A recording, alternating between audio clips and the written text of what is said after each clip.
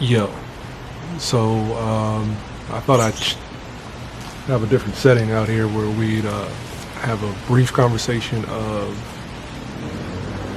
I don't know if current circumstances is necessary. I think everybody knows, but a shift in the wind, right? A shift in the wind, a changing of the seasons, and what I like to do briefly is to talk about what do you stand for? I hear a lot of people using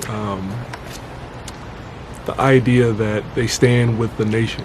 And for the first time in my adult life, I want to say that I stand with God on anything and everything going forward.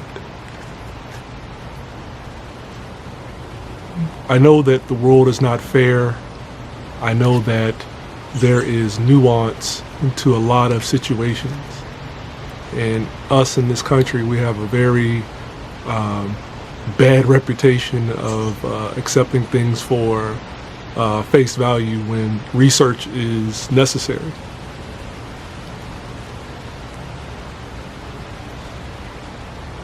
And I guess that's all I'm asking people to do, is to do your research, use discernment, and guard your heart.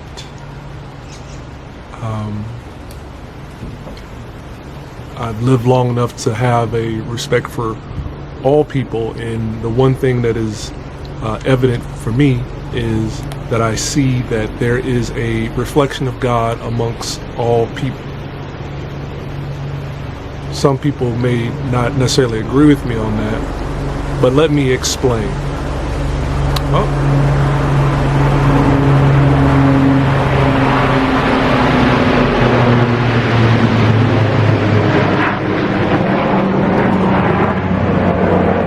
That was a chopper, but anyway, so let me explain briefly.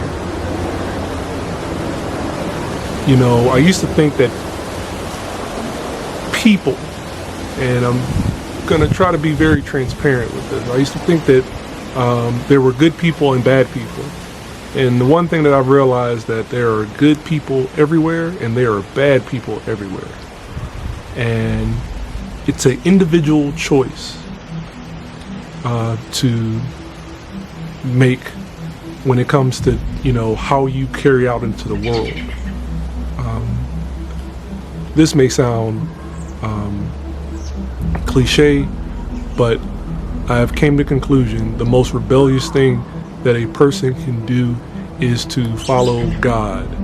And I mean follow God with conviction, not with the support of the masses or the support of the, how do we say it, the support of the flock. You have to be your own person. And there is this element that I am coming to understand, that just because everybody's saying it doesn't necessarily mean it's true.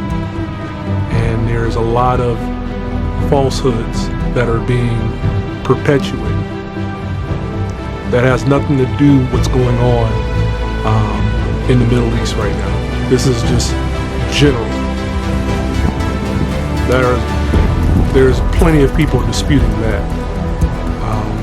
But I usually say, and I'm going to say it this time, your discipline is what gives you your freedom.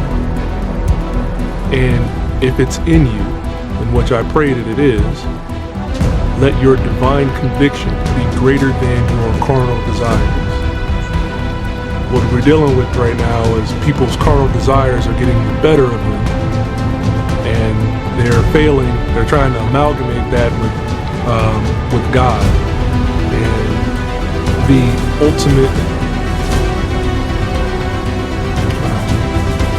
ultimate goal is to be one with God.